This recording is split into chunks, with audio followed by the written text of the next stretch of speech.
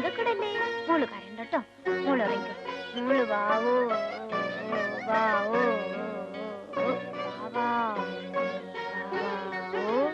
അമ്മയുടെ മോളെ ഉറങ്ങും മോളെ. കണ്ടു ചേട്ടാ, മോള് ഉറങ്ങുന്നില്ല. എന്റെ മോള് നല്ല മോളല്ലേ, ഉറങ്ങും മോളെ.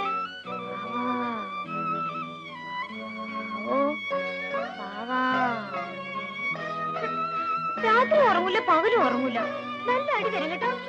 അയ്യോ മോള് പറയാതെ നമ്മുടെ ചക്കര മോളെ അമ്മ തല്ലൂല കേട്ടോ. മോള്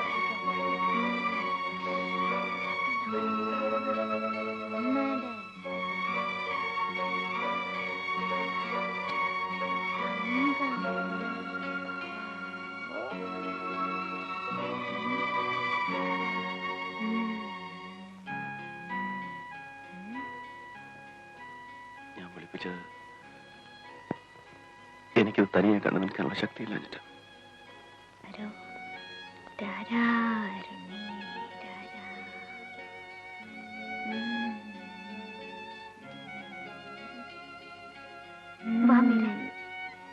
നമുക്ക് മോളെ മുറി കൊണ്ടിരിക്കാം.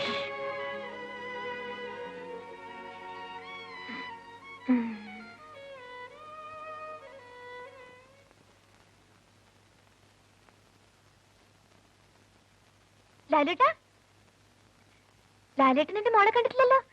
ഇതാണ് എന്റെ പൊന്നുമോൾ മോളു. ഇതാണ് ലാലങ്കിൾ. നോക്കി. അയ്യോ മോള് കരയില്ലേ? ലാലേട്ടനെ കണ്ട് പേടിച്ചു പോയി. മോള് കരയില്ലേ? വാവോ. അയ്യോ മോള് കരയാതെ. മൂക്ക് വെച്ചിട്ടുണ്ടാവും. ഞാൻ ഇപ്പൊ വരാം ലാലേട്ടാ.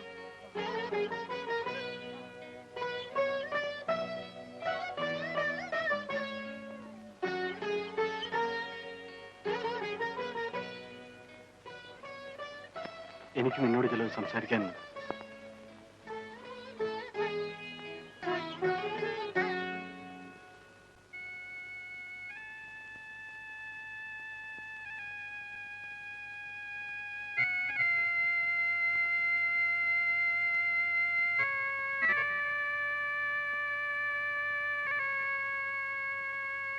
നിന്റെ ഇപ്പോഴത്തെ മാനസികാവസ്ഥ എന്തായിരിക്കുമെന്ന് എനിക്കറിയാം. ലാൽ, ഇനി നീ എന്നോടൊന്നും മറക്കാൻ ശ്രമിക്കണ്ട. എല്ലാം എനിക്കറിയാം. സൈക്കാട്രിസ്റ്റ് ജോർജ് ജോസഫ് എന്റെ ഫ്രണ്ടാണ്. എല്ലാ സത്യങ്ങളും അദ്ദേഹം എന്നോട് പറഞ്ഞു.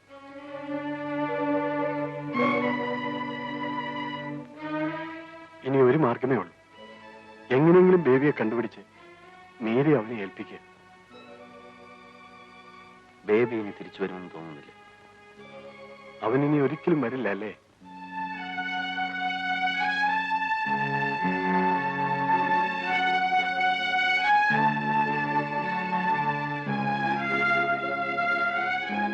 നീ ധൈര്യമായിട്ടിരിക്കും.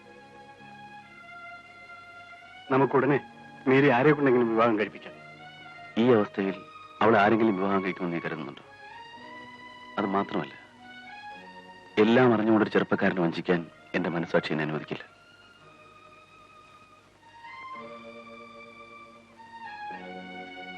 നിനക്ക് വിരോധമില്ലെങ്കിൽ മീരയെ ഞാൻ വിവാഹം കഴിക്കാം. എല്ലാം അറിഞ്ഞുകൊണ്ട് തന്നെയാടാ. നോ, വേണ്ടല്ല. ഞാനതിന് സമ്മതിക്കില്ല. എല്ലാം അറിഞ്ഞിരുന്നുകൊണ്ട് അവളെ തന്നെ ഏൽപ്പിക്കാൻ വേണ്ടല്ല, വേണ്ട. നീ എന്നെ അങ്ങനെയാണോ കരുതിയിരിക്കുന്നത്? ഈ കുടുംബത്തിന് എന്തെങ്കിലും സംഭവിക്കുക എന്ന് വെച്ചാൽ അത് എനിക്ക് സംഭവിക്കുന്നതിന് തുല്യമായി കരുതുന്നവനാണ് ഞാൻ. I know it. എന്റെ അനുജത്തിക്ക് വേണ്ടി നിന്റെ ജീവൻ നശിപ്പിക്കാൻ ഞാൻ സമ്മതിക്കില്ല. മീരയുടെ അസുഖം മാറുക എന്നതാണ് നമ്മുടെ ആവശ്യം. അതിനുവേണ്ടി എന്ത് ചെയ്യാനും ഞാൻ തയ്യാറാണ്. നീ ഒന്നുകൂടി ആലോചിക്കും.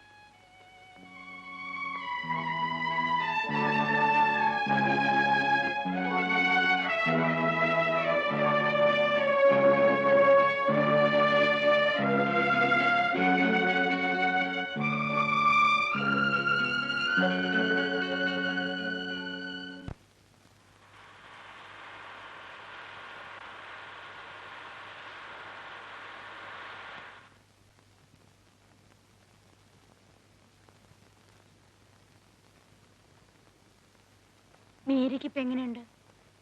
ഒരു മാറ്റവുമില്ല ആന്റി. സൈക്കാട്രിസ്റ്റിനെ കാണിച്ചപ്പോൾ മീരയ്ക്ക് മരിച്ചുപോയ അവളുടെ കുഞ്ഞിന്റെ ഓർമ്മയാണെന്നാണ് പറയുന്നത്.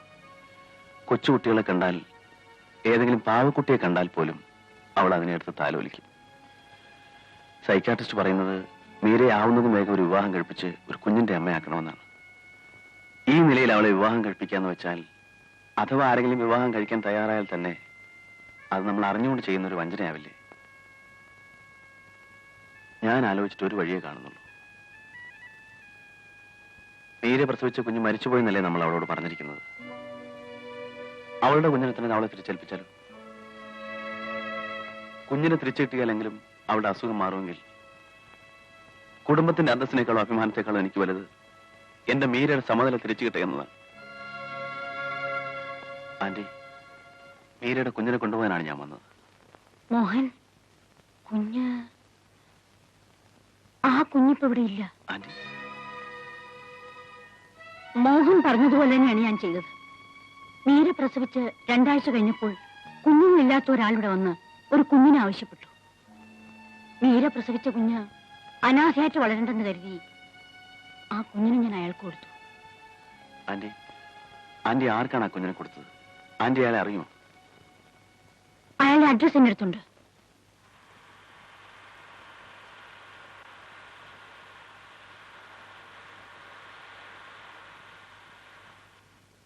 ഇവിടെ തങ്കച്ചൻ താമസിക്കുന്ന ഇവിടെ? തങ്കച്ചനും ദാ കാണുന്നത് 2ാമത്തെ വീടാണ്.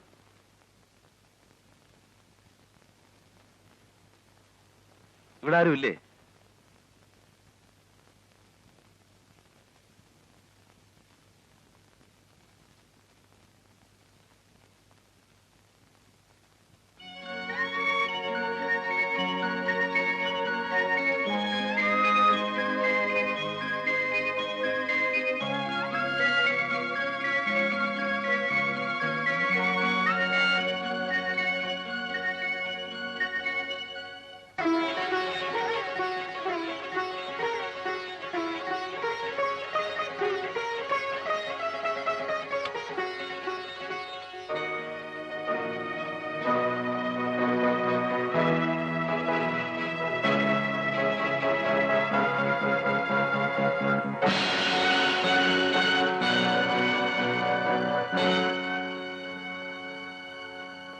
ബേബി?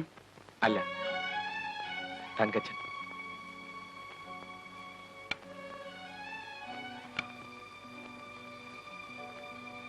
നിങ്ങൾ തല്ലി കൊക്കയിലേക്ക് വലിച്ചെറിഞ്ഞ് ഞാൻ മരിച്ചുവെന്നായിരിക്കും കരുതിയത്.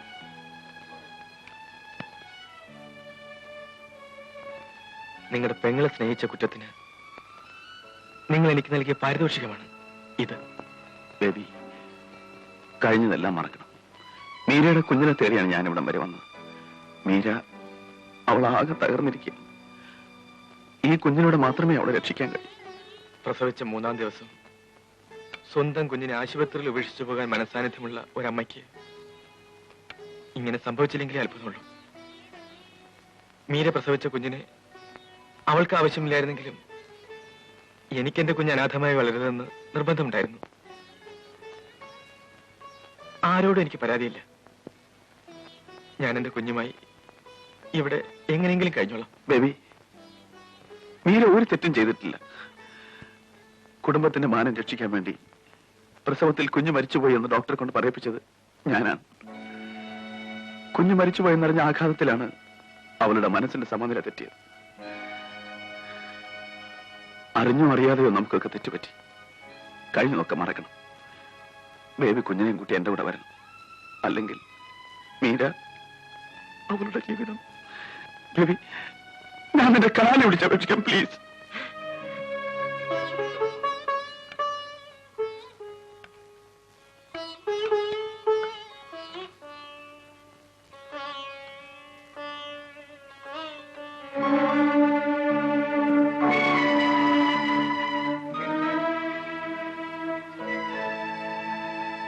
എന്റെ മോളെ കിട്ടിയാൽ മീരയുടെ അസുഖം മാറുമെങ്കിൽ ഇതാ കൊണ്ടുപോയിക്കോളൂ.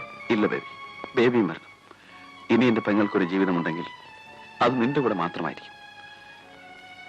ബേബി വരില്ലേ?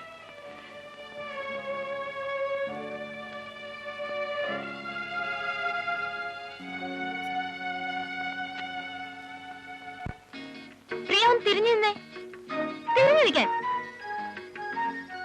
അയ്യോ, എന്റെ കുഞ്ഞിന്റെ മുഖം കാണുന്നില്ല. കുറച്ചുകൂടി മുഖം ഈ വശത്തേക്കാക്ക്. കറക്റ്റ്. അമ്മയുടെ മോളും ചിരിച്ച് വീതിക്ക്. അമ്മയുടെ മോളെ. ഇനി വേറൊരു പോസ് എടുക്കാം. റെഡി? നീ മോളെ എങ്ങനെ പിടിച്ചാൽ എങ്ങനെയാ? എന്റെ മോളെ അടുപ്പിച്ച് പിടിച്ചേ പ്രിയ. കുറച്ചുകൂടെ, കുറച്ചുകൂടെ, കുറച്ചുകൂടെ. മതി. Please smile. മോളു സ്മൈൽ. പ്രിയ സ്മൈൽ. തിരിഞ്ഞേക്ക് വേണം. സ്മൈൽ. മീര, എന്താ പ്രിയ ഇത്? താഴെ ഫോൺ ബെല്ലടിക്കും, നമുക്ക് പോവാം. ഞാൻ വരുന്നില്ല. എന്റെ മോളെ കുറെ കൂടി വീഡിയോ എടുക്കാനുണ്ട്. ടിവി ഇട്ട് കാണാനാ. പ്രിയ കൂടി കാണിച്ചു തരാട്ടാ. വേണ്ട മീര, നമുക്ക് പോവാം. ഞാൻ വരുന്നില്ല. എന്റെ മോളെങ്ങിതാ. നീ വേണേ പൊയ്ക്കോ. പൊക്കോട്ടെ. നമുക്ക് അമ്മ വീഡിയോ എടുത്ത് തരാട്ടോ. എന്റെ മോളെ ഇവിടെ ഇരിക്കും. അങ്ങനെ അനങ്ങാതിരിക്കണേ.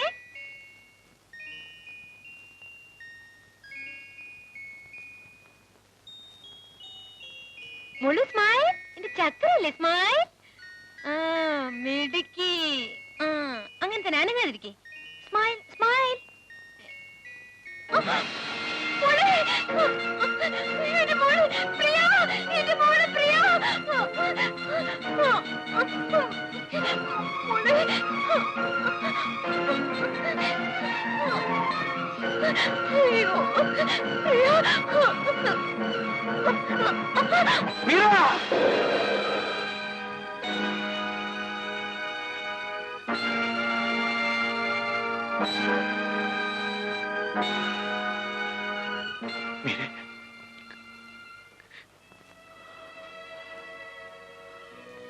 മോളെ, നിന്റെ ബേബിയെ ഞാൻ കൊണ്ടുവന്നിട്ടുണ്ട്.